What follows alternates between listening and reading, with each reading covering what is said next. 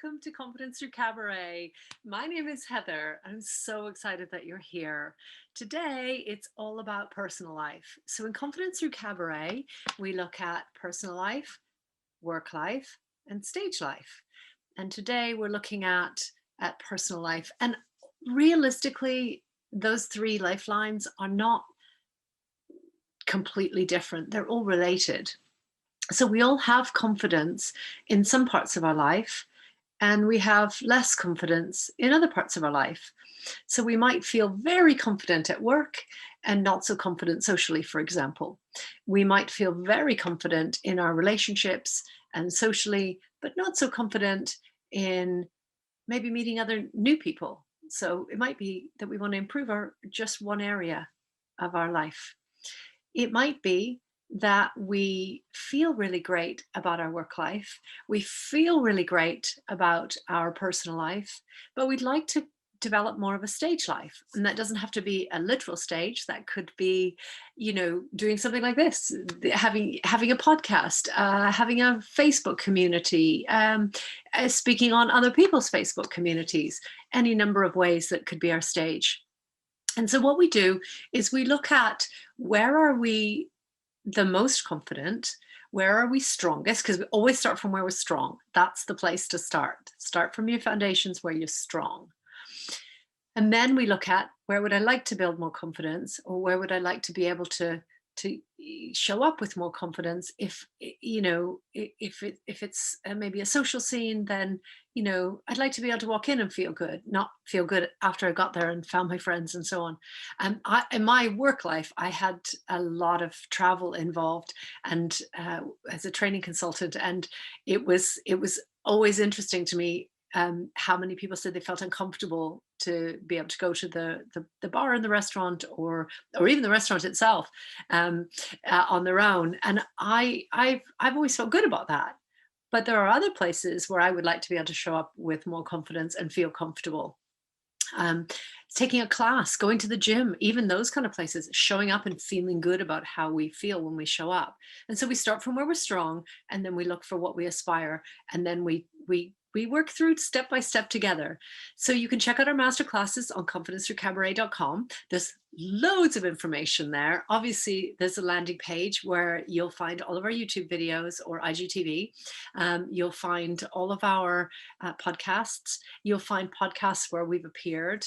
And we also show up a lot in fact, throughout the day, constantly, 7 days a week, on our Facebook community, which is Confidence Through Cabaret. So please do join us there, because it's really great to be able to do these things together. And I think one of the things that I did at the time, it seemed a good idea, but it wasn't, is that I struggled and did things on my own. And I've talked lots of times on here about, my desire to not ask for help or accept help when it's offered. But I didn't really get that I could work with other people who had experiences that I want to have, or have gotten out of the other side of situations that I find myself in. And really, when we join a community, then we get the benefit and the insight of lessons learned. We get the support and the uplifting from others. And everybody in a supportive community, or in a supportive family, even if you're talking about your family or your own personal friends, then everybody should be supporting one another. And sometimes that's about being really honest and facing difficult things, and sometimes that's about just somebody saying, well done, that was amazing. Like, I always do the yeah but, I want to do more, and yeah but other people are doing. And it's not about comparing you with others, it's about comparing you with you. And so when you're in a supportive community, like a Confidence Through Cabaret community, for example, then everybody's saying, this is great where you are, first of all, and it's great what you're trying, and it's great that you're making a little bit of progress. And we celebrate successes, even if they're big ones or small ones. It doesn't matter.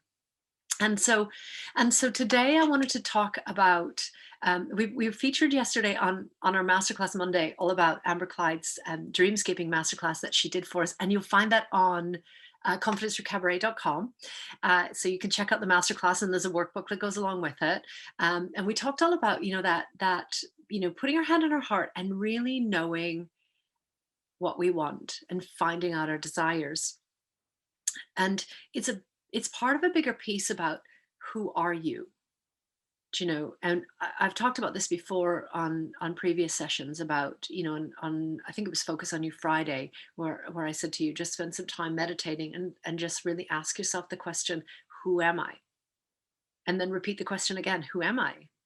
And just keep doing that and listen to the whispers in your head. Well, with dreamscaping, it's then about outwardly expressing it. Like, what do I want, or what do I need, or who do I want to be, or who do I not want to be, or I wish I was and I wasn't. So it's just about expression, and it's really getting that voice in us to just find our true path and our desires. And we need to start from, who am I? We need to start from, what do I want? And I've mentioned many times on here before, I spent most of my adult life not hearing that voice because I had too many roles as a mother, as a businesswoman, constantly traveling, as a wife, and then later on as a carer, and eventually as a widow, trying to unravel what went on there, with when you have a partner who has dementia, then it can be very you kind of don't know when some of the things kick in that seemed logical, and then you find out that they weren't necessarily so logical. So I had to really go back to, who am I and what do I want? And I'm still not clear all the time on what do I want. And so that dreamscaping that we talked about yesterday, go back and check out I talked a little bit about how to do it. So you could go there to yesterday's Masterclass Monday on this channel, or else go check out the masterclass itself, which is great because Amber takes us through the exercise herself, which is just so cleansing when somebody else takes you through it. It's one of the reasons why the coaching industry is so successful, because it's helpful when we have others to take us through. It's a little bit like if you have a personal trainer. I can do squats, I know how to do squats, but if I have a personal trainer, I do them more and better.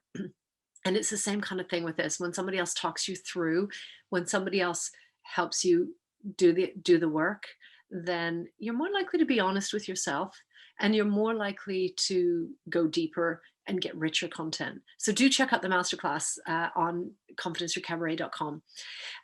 So I wanted to come back to what Amber talked about with the 4 pillars that I introduced you to yesterday, and the masterclass introduces you to, which is, who are you? What are your beliefs?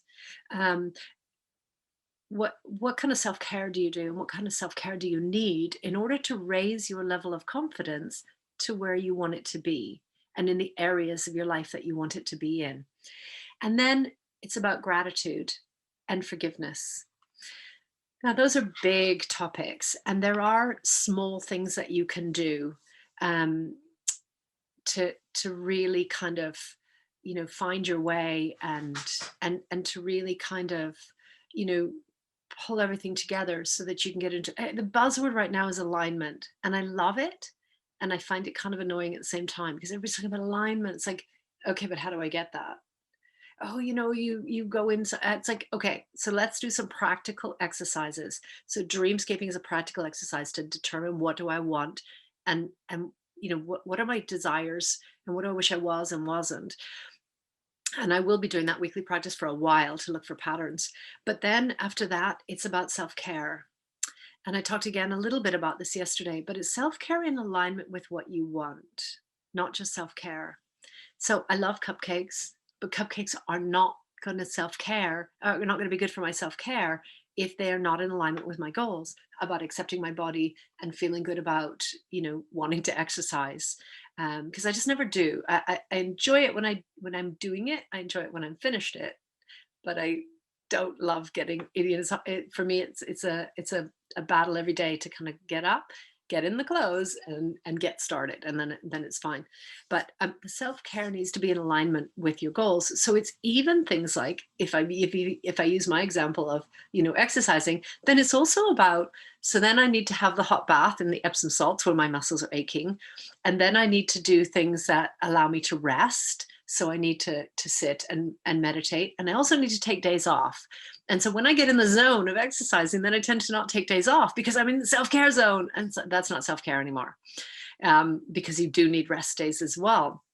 And then not filling those rest days is another challenge for me. So in terms of self-care, I then tend to say, oh, I'm having the day off now, I've got to do this and this and this and this, and I've got to get everything done. That's not a rest. That's not a rest day at all. So obviously we can't always take the whole day, to rest, but we can take, even 5 or 10 minutes, go into a quiet room and just have some quiet time. I can remember when my children were little, I used to I used to hide in the bathroom, and I used to sort of just stay in there and just think, oh, just 5 minutes, just to breathe or be quiet. And it's not an ideal place to do it. And even then, a lot of the times, I don't know if any of you ever saw the TV show Crystal Maze, but it was like you had to do a challenge and you had a certain amount of time and you could get locked in the room, and then it would kind of let your team down. And so the team would be shouting, get out, get out, get out. And they'd be banging on the door saying, come out, your time's running out. I felt like that with my children being young. And I used to talk about myself as being Crystal Maze, because it was like, people banging on the door going, mom, mom, mom, where's this, and can I have that, and what's for dinner, and all of the all of those things. And so but what I'm saying is, try and find a quiet space, or maybe even go for a walk for even 5 minutes and breathe, and just have that space to really hear that voice. Because if you're a person who works very long hours, or you're a person who fills up your time with very busy things, then you need to have that quiet time, or you may well lose track of your voice. I did, and it's still a work in progress to do that. And then, the other two pillars that, that's a practice, by the way. That's like not a that's I'm just saying that, and it's like, oh, that's difficult enough to kind of think about and plan it, but to do it is a practice. It's a daily piece of work. Um, and then the next thing is about gratitude, and having a gratitude practice. And even if you just had a little notebook beside your bed, or an app, you could use notes on your phone, even to just, even if it was just for a couple of minutes, to think, what was the one thing that I was the most grateful for today? Just the one thing. And sometimes, although I love my children, and I love, well, an awful lot of things. I love Confidence for Cabaret. Um, Very often, my one thing is just, I love my warm bed. I'm so grateful that I have a warm bed. It can be that simple. And what I find is that the more I'm grateful for what I do have, the less I want. And so when I went through the dreamscaping of what do I want, I didn't actually want that much, and I would have thought I would want all kinds of things. What I want is more like big concepts, and then it's a matter of, how do I get there, and what do I need to do in order to achieve that. So, for example, I want to have more, independence, to be able to move around. Now, right now, that's probably coming up because we're in lockdown. I'm in the UK, and so, I don't have that freedom, and I want to be able to have that freedom. But if I'm not then aligning with my gratitude, I won't be grateful when I finally get it. It's like anything. You get something new and it's all shiny, and you look after it, and then after a while you don't. I know, certainly I haven't had a new phone in a long time, but when I have a new phone, then it's just precious, and I really look after it, and then all of a sudden, I'm not looking after it anymore. It's like, I'll throw that on the sofa. Um, uh, but that's important, that we take that time to really notice what we do have, and that can really help us to connect with our desires, so that we're desiring things that really matter, and not a new phone, because it doesn't really matter. My phone works. But when, for example, for me, when we come out of lockdown, I know for a long time I'm going to feel great and thankful. I can go to shows again, and I can go to classes again, and be with friends again, and lots of things that I miss. The difficulty is in maintaining that gratitude, because over a fairly short time, in contrast to how long I've been locked down, I'm going to stop recognizing the gratitude that I feel for my freedom. And then the final pillar that Amber introduced us to was about forgiveness. And that is a very huge piece. And we will need to come back to that on another day. But once you can connect with your voice, once you are caring for yourself, and once you are thankful and grateful for what you do have, then you'll start to recognize things that come up that you need to say, okay, I forgive for that. Because it's a lot of energy taken when we hang on to stuff and we don't forgive. It's a very, very big burden for us to forgive. And it's not about letting people off the hook. It's about letting go and releasing. And what that does is that makes more space in our body, and that makes more space in our mind, and that allows us to focus on the things that we truly desire. We'll come back to that subject, I think, on another day, because it is such a huge subject and it is a major piece of work. But today is the 1st of February, and January was a very long month. My son had a lot of anxiety and depression difficulties that we had to navigate, as well as trying to travel halfway around the world back to university during a lockdown in COVID. Um, and my mother passed away, and I needed to do some final papers on a business that I had to close down, which I knew was coming, but I didn't face it. And that was as a result of my husband passing away. So I have had to forgive myself, and that's what I'm going to be doing today and this week, and probably beyond this week, around forgiving myself for not facing some of those things at the time, and getting distracted with too much of the activity and really not realizing how much I'm internalizing, and sort of saying, oh, you should have done that business stuff a long time ago. You should have got your taxes in a long time ago. You should have, and it's like shoulda, woulda, coulda is not changeable. But what I need to do is forgive myself for it so that I can clear the space, so that I can move on in a positive way. And I would encourage you to do the same. Please do leave your comments, like and subscribe below. Join our Facebook community if you want to share this whole week, and it will be still up. If you're coming to this much later, it doesn't matter. We're doing a self-love challenge in February, which we're so excited about because, of course, it's Valentine's Day, and what better way to honor yourself and love yourself. So we'll be doing that in February. And if you're coming to this after February, well, that's fine. That's great. It will still be in the units in the community. So please do join the Confidence Through Cabaret community. We're on all the socials as Confidence Through Cabaret, except for Twitter, which is at YBYWYS. And I'm on Clubhouse at Heather YBYWYS.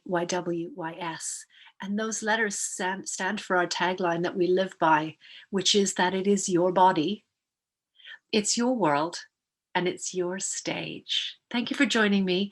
I will see you tomorrow. We'll be introducing the podcast, which is Amber Clyde. So we'll be talking to her all about her yoga practice and her program and those 4 pillars again. Thank you for joining me. I will see you soon.